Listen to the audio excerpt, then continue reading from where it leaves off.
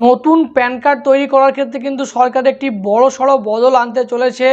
আপনি কিন্তু আজকের ডেটে যদি প্যান কার্ড অ্যাপ্লাই করেন তাহলে কিন্তু শুধুমাত্র আধার কার্ড এবং এক কপি ফটো আর সিগনেচার দিয়ে কিন্তু আপনি প্যান কার্ডে অ্যাপ্লাই করে নিতে পারেন। তো কিন্তু আপনি যখন 1 এপ্রিলে কিন্তু প্যান কার্ড অ্যাপ্লাই করতে যাবেন তখন কিন্তু আপনার কাছ থেকে আরও এক্সট্রা ডকুমেন্টস চাওয়া হবে। সেখানে কিন্তু শুধুমাত্র আধার কার্ডের মাধ্যমে আপনি প্যান কার্ড অ্যাপ্লাই করতে পারবেন না। সেখানে আইডেন্টিক্যাল ডকুমেন্টের জন্য একটি ডকুমেন্ট আপলোড করতে হবে এবং বার্থ প্রুফের জন্য কিন্তু আলাদা একটি ডকুমেন্ট আপলোড করতে হবে এবং ভেরিফিকেশান প্রসেসটিও আরও জটিল হয়ে যাবে এবং আরও সময় সাপেক্ষ হয়ে যাবে। এখনকার সময় যদি আমি বলি, এখন প্যান কার্ড করতে জাস্ট একটি আধার কার্ডের সঙ্গে মোবাইল নাম্বার লিঙ্ক থাকলেও হবে, না থাকলেও ক্যান্ডিডেট হাতে ছাপ দিলে প্যান কার্ড হয়ে যায় এবং একটি সিগনেচার, যদি ক্যান্ডিডেট এখানে নাও থাকে সে একটি সাদা কাগজে সিগনেচার করে পাঠিয়ে দিলে এবং একটি পাসপোর্ট সাইজ ফটো দিলে কিন্তু প্যান কার্ড করে দেয়। মাত্র 2 থেকে 3 দিনে প্যান কার্ড জেনারেট হয়ে যায়।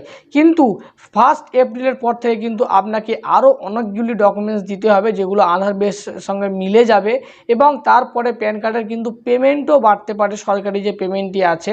কারণ আমরা প্রত্যেকেই জানি আধার কার্ডের কিন্তু পেমেন্ট বাড়ানো হয়েছে প্রত্যেকটি কাজের ক্ষেত্রে।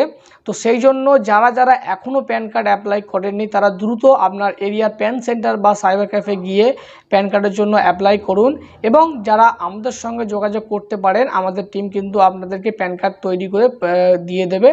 জাস্ট আপনারা ডকুমেন্ট সেন্ড করবেন, ওটিপি পাঠাবো, দেন আপনার প্যান কার্ড করা কমপ্লিট হয়ে যাবে।